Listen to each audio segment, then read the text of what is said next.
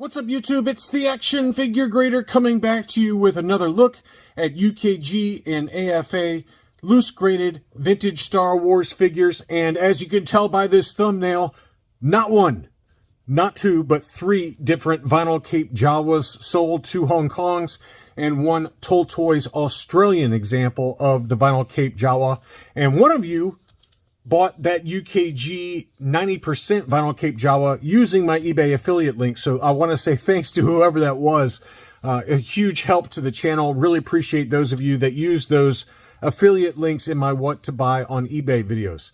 As always, thanks to my Patreon supporters as well. You guys allow this channel to be what it is today. So we're going to start off with the 3 heaters. We're coming out of the gate strong. We've got the Kenner / Toll Toys vinyl cape Jawa. I have no idea why they call it Kenner and Toll Toys, since it's Toll Toys is a separate factory. They don't say Kenner Lily Letty figures, they say Lily Letty. So in my opinion, this should just say Toll Toys. These appeared on very rare Empire Strikes Back card backs. We saw one that sold at Hakes, I believe last year, that was a mint on card Toll Toys vinyl cape Jawa. I don't remember the sales price. I should have looked it up before this, but I think it was like $50,000, something insane.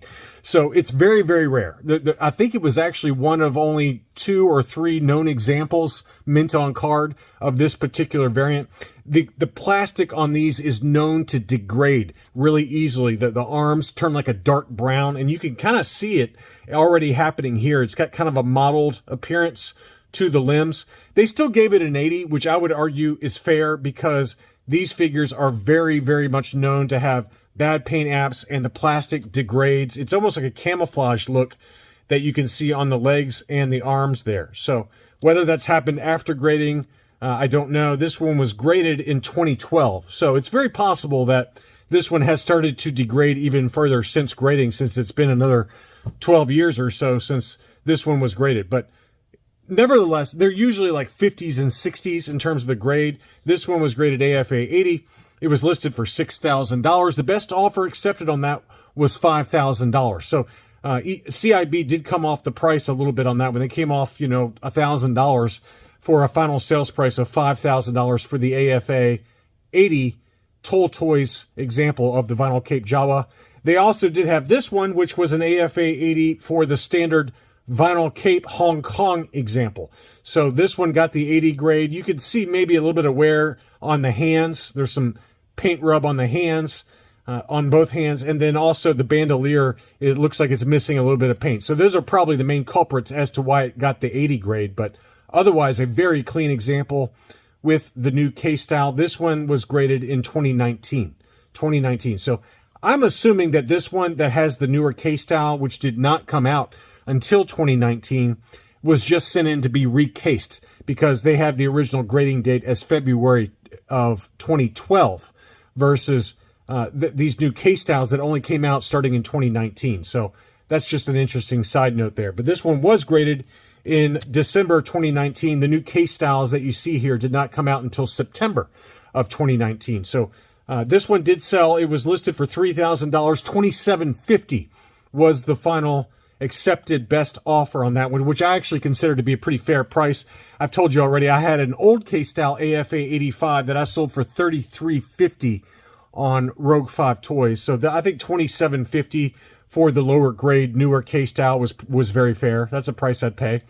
Next up, here is that UKG 90% gold level vinyl cape Jawa, and it looks every bit of a 90 grade to me. I mean, it had a little bit of paint overspray on the sleeve going onto the hand on the right hand, but otherwise it's an extremely clean example. I mean, this is a beautiful, beautiful vinyl cape Jawa. This one did sell for 2,751 pounds, which equates to 3,500 US. And whoever bought it must watch the channel, because they did use an affiliate link on that. So again, thank you for whoever ended up picking that one up. 3,504.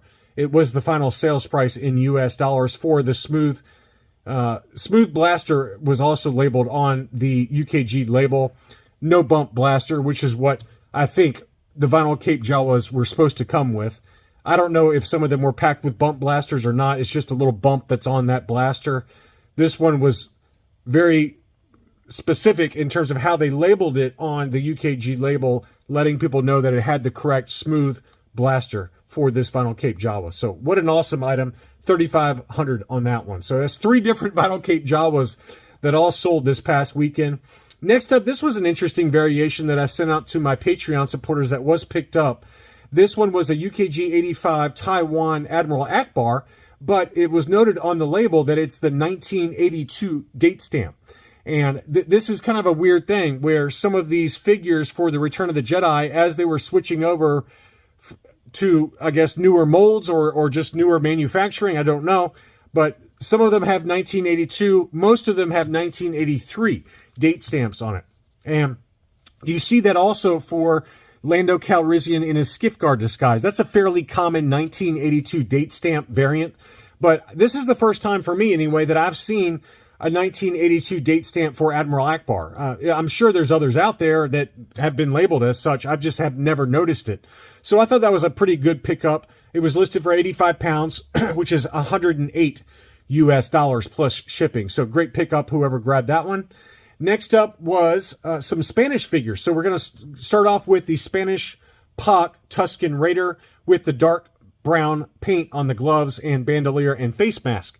This one was a UKG 75, lots of paint wear to the horns and the silver paint on the eyes and the horns and the cheek horns. So this one is a tough variant to track down. This is only, I think, maybe the 4th or 5th example I've seen that has been graded either by UKG or AFA that I've seen on eBay. I picked up an AFA 80 last year, and I paid a lot more for it than this one sold for. I think I paid a little over $450, if memory serves, for an AFA 80. This one was a UKG 75 and sold for less. Obviously, it sold for 259 pounds and change, which is $330 US and change. But again, it's a very tough variant to track down. For whatever reason, the Spanish Pak Tusken Raider just does not come up very often, and in any grade, it's just a nice addition to your collection. If you can track it down, grab it, because they are, I've only seen a handful of these pop up over the years, and that's a really nice one. Next up was the Spanish Pak, fairly famous variant, Black Boots Rebel Commander Hoth. And this one is known to have these very dark, I call it black, but it's really a dark brown boot color. And it's another early Spanish variation. The wackier the color scheme, or the more different, the more kind of stand out the paint scheme is for the Spanish Paks versus the standard Kenner figures, the more desirable they are. So obviously the Toxic Limbs Bossk is a well-known example of one that is very expensive, but this is another one that's fairly pricey. And this one was a UKG 80% and sold for almost 300 pounds, which is $381 US. I think my UKG 85%, I paid I'm going on memory, but it was around $475, and mine had some overspray on the back of the boots. This one did not. You can see there the boots are very clean. Mine had a bad overspray that went into the waffle pattern on the back of mine, so I would argue that mine's probably overgraded, if anything. But this one actually presents, in my opinion, a lot nicer than mine, with the only exception being the chest insignia having some obvious paint spray and paint rub there, versus mine that's much more clean, or cleaner to look at than this one. But still, that's a really nice example and worth every penny, in my opinion, of $381 US. Here was an interesting one. This was a Spanish Pak Stormtrooper, but it was labeled Short Shot Arm. And this is a kind of a weird thing there, where you can see that this, I guess his right arm is much shorter than the left arm. And it was just because when the injection molded plastic was shot into the mold, they just didn't put enough in. And so as a result, the arm ends up being shorter than what is supposed to happen. And you can also see, obviously, the color degradation on the legs and the arms. So it got a 75 grade, but just kind of an interesting factory error. When it's labeled short shot or short pour, it's just a factory error. All it means is that the plastic that was injected into the mold very quickly was not enough to fill out the correct mold. And so it's just a factory error, but still a cool one. It's kind of nice to have, just a cool factory error. 205 pounds, $261 US. So not only do you get a cool Spanish variant, but you also get a factory error short shot. So very interesting. Next up, here is one that I actually did bid on, and I finished second. And I knew going into my bid that I was probably going to finish low. I didn't want to spend too much money, but it's a UKG 80% Spanish Pak Lando, but it's the brown neck variation, which I didn't even know existed until a YouTube subscriber corrected me when I was showing a Spanish Pak mint on card Lando with the brown neck. And I said, this must be the Spanish PBP because it doesn't have the black neck that all the Spanish Paks do. And he corrected me and said, no, there were brown neck Spanish Paks, which I did not know. And so here's an example of one. And I honestly, I just don't have enough space. I've got like 9 loose graded Landos now. So I bid on it very half-heartedly. I bid 160 pounds. It sold for 165 pounds. So I finished second, but that's okay. You know, I just, to me, it was kind of a luxury purchase. I didn't really need it, but it was very cool. You can see there the very obvious paint overspray, which the Spanish Paks were known for. They always had overspray, really weak welds, kind of sloppy paint applications. It's a very common thing with the Spanish Paks. And the label is here, light brown neck Pak. And this one also did have the textured cape, which my black neck Pak also has, and I showed you guys in a video recently. So very interesting item, and you know, maybe another one pops up at some point in the same grade or higher down the line when I felt like spending some money. But right now I'm kind of saving up for Hakes. So and I'm filming this and going to release it after the Hakes video. But you know, I've got in 2 days the Hakes auctions end, so I want to make sure that I have some money in reserve. So I bid on this half-heartedly. My PayPal credit is basically maxed out right now as I pay that down. So didn't want to add too much to the balance, but beautiful figure, $165, took that one home. Here was a Spanish Pak Stormtrooper. This one was a UKG 70%, so lower grade. And you can see there, this is another common defect on Spanish Pak figures, especially on white figures. The Stormtrooper, the Huff Stormtrooper, even regular Stormtroopers, but it's really known on the Princess Leia or the Luke Farm Boy. They get this weird modeling that looks like he's diseased, but it's little brown spots all the way through the plastic. So that's what kept the grade down on that one. But that's almost a telltale sign that you've got a Spanish figure in your hand if it's not graded and you're trying to figure out what it is. If it's got those weird brown spots to it, it's probably a Spanish figure. So, but anyway, this was a UKG 70%, and that one sold for 126 pounds, which is 160 US dollars. So another nice Spanish example. Now we'll go to the other extreme, the high grade Spanish PBPs. This is when the Spanish factory, the Pak factory merged with the PBP factory. Their technology and manufacturing processes improved dramatically. So as a result, most Spanish PBPs are very well manufactured and they have much sharper paint, especially on the Cantina Aliens, because those were, you know, pretty heavily packed in on US made in Spain cards. So they had to have a very nice manufacturing quality in order for Kenner to accept those on US cardbacks. U.S. consumers would demand having really good quality figures because they're used to it with the Kenner factories. So this one is a UKG 90% Hammerhead PBP. That sold for 160 pounds, which is 203 US dollars. And on this one, the eyes were facing left. There's also eyes facing straight, which is kind of the harder to find variant. And I assume there's eyes facing right. I don't know, but anyway, that one did sell for 203 US dollars. And then here is a UKG 85% PBP red snaggletooth with the new case style. That one sold for 140 pounds, which is 178 US dollars. To me, that's a very fair price. Nice dark red on the nails, by the way.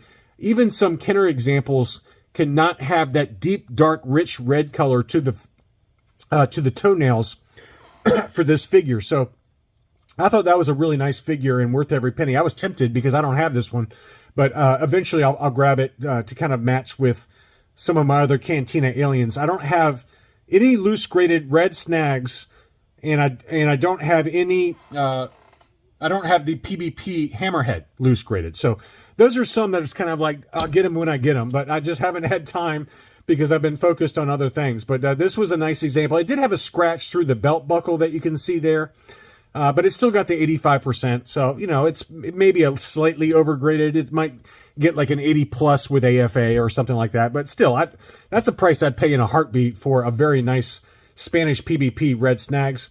Here was another nice one. This was an uncracked limbs Spanish PBP Chewbacca UKG 80%. I don't know why it didn't get the 85. It did have a little scratch right there on the bandolier. You can see a little white scratch there. And then on the back, it looked really clean. I mean, to me, this one looked like an 85 to me, just based on some of the other examples I've seen, but it only got the 80. But it was labeled uncracked limbs. And I had a Patreon supporter ask me about this. And there's like, what does uncracked limbs mean? And really what it means is that the limbs basically don't move at all. And I think it really, in my personal opinion now, it really only applies to Chewbacca, C-3PO, C-3PO removable limbs, and Boba Fett. Those are the four that I know of that are kind of known for quote unquote uncracked limbs, as labeled as such by UKG. And I've held some in my hands that have a Chewbacca especially that has had uncracked limbs. I've held a C-3PO removable limbs that has had uncracked limbs, and you'll know it because it's just literally rock solid. It feels like they're glued in place. So, and when I sent mine in, my removable limbs, uncracked limbs, C-3PO to AFA, it got a 90, which is very tough to do. A loose graded figure to get a 90 on it. That's the first time and last time I've ever gotten a 90 with AFA for anything. So you know it when you got one. And that's, maybe comment below in the comments below if you know of any other figures that you would consider true uncracked limbs. But those are the ones that I know that UKG labels as such, and those are the ones that I feel comfortable agreeing with them on that. I'm sure there might be some others, but those are the ones that I know of. Next up is a PBP Spanish Han Solo, UKG 85%. I thought this was a good deal. 102 pounds in an auction, which is $129 and change, almost 130. And this one's kind of known to have pale hands. This one is kind of weird, though, because it has the peach chest. And I've seen both PBPs and POCs with the pale chest. Usually the POC is known to have a very pale chest, but I think, don't quote me on this, I think the Spanish PBP also does come with either the peach paint to the chest or the pale chest, like to match the hands here. So you can see on this one, it's got a peach chest with pale hands, but I do think they also did paint the chest pale. So don't quote me on that, but I think that's right. I didn't look it up in the book, but this is a cool variation though. I think I'm looking at it right now. I think my UKG 85% PBP Han also has this peach chest, so I might be talking out of my butt. But I know the POC has the pale chest, so for whatever that's worth. So I'm talking too much about men's chest right now. Here was a PBP Lando, and this one was graded UKG 80%. That one sold for a great deal, 53 pounds. Which is $67.50. That was a bargain of a deal. It's a fairly common figure, don't get me wrong, but still, that's a really good deal. $67.50 on a Spanish PBP UKG 80% Lando Calrissian. And let's see what else we got. We have some AFA graded examples to finish things off. This seller, We Buy Star Wars, always seems to have beautiful high grade AFA examples in archival cases, and they're all at auction, and they all sold, I would say, at fair market value with a couple of exceptions. This one I think was fair. It was an AFA 90 Neonum in an archival case, standard Hong Kong. That one sold for $204.75, about right. It's a 90 grade. And an A85 is probably what, like $140, $150. So to me, it's worth that slight upgrade in cost to get it for a 90 grade. I thought that was a good deal there. This is the one where I'm like, what in the hell is going on with the market right now? Because you can get a mint on card Biker Scout in high grade for this price. Now, it's an archival case. It's an AFA 85 Hong Kong Biker Scout. Long snout, long face mask. But $660 was the winning bid on that one. So I don't know. To me, that is an insane price. Not a price I would pay at all.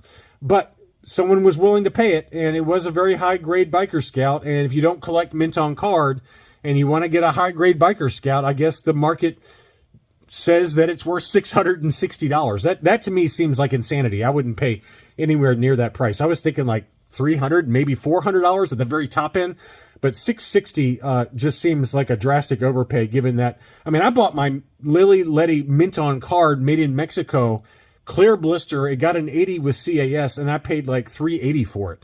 I mean, you could buy almost 2 of those for what you paid for this. I mean, that's just crazy. AFA 90 Chief Chirpa, another common figure, but it was a 90 grade archival case. That one sold for $155. That was a really good deal as well. I thought that was a great buy.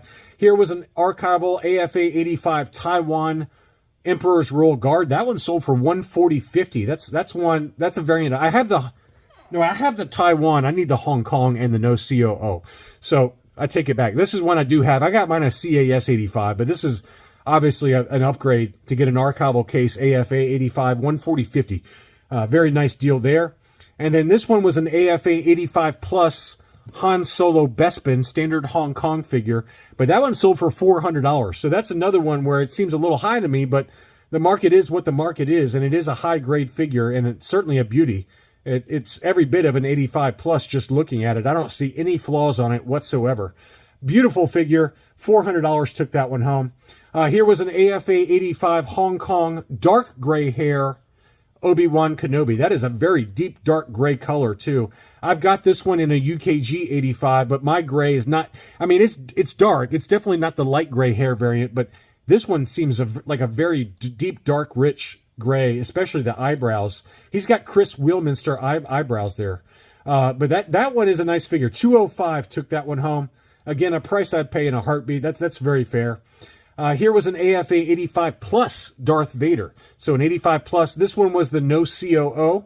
And this one says it was the lettered hilt. You can see there that it is an L. No, wait, I'm sorry. It's an M. M on the letter hilt, on the hilt there. So it's a lettered hilt. It wasn't labeled as such, although it probably should have been. Usually AFA underneath Darth Vader says lettered saber hilt. But on this one, they didn't do it. But it is a no COO as well. So a lot going on that figure. 85 Plus grade, $324. Again, that's probably a price I'd pay too. That to me seems fair.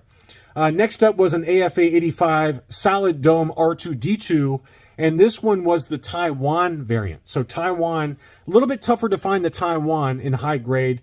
That one sold for $385. I don't know. Maybe the market says that this one was overgraded. I don't know. You know, maybe the sticker has some scuffing or some dirt or something going on, so they felt it was a little overgraded. But I don't know, man. To me, I'd pay that in a heartbeat. $385 for that one. We've seen some dark blue dome Hong Kongs, the early versions, go for like $600 plus here lately. So to get a Taiwan AFA 85, admittedly maybe on the lower scale of an 85 grade, for $385 is a price I'd pay in a heartbeat. So that's all I really had for this video. I hope you enjoyed looking at these loose graded gems from both AFA as well as UKG. Thanks as always for watching, and I'll be back soon.